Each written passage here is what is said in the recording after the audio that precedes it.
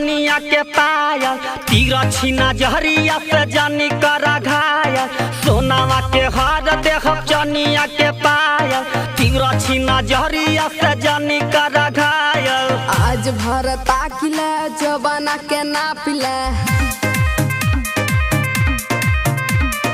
हमार जवानिया नजरिया में छापिले। आज भर ताकिले जवाना के नापिले हमार जवानिया नजरिया में छापिले।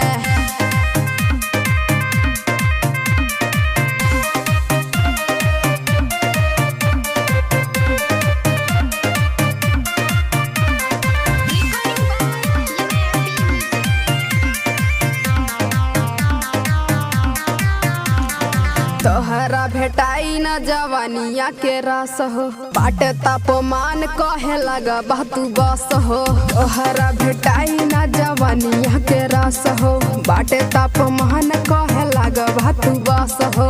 आवा हम सहले हा तोहारो गरमिया हो जाई बेकार न त तोहारो जवानिया।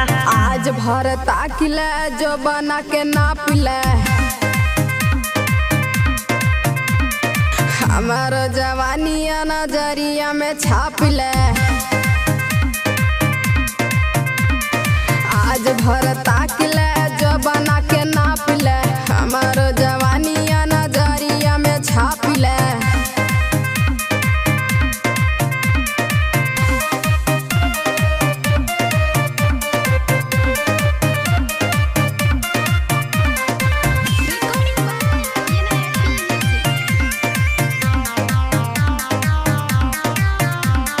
राजा सुरीला कहे मनेला ना बात के हटा ना तमार डालब जबना से चाप के।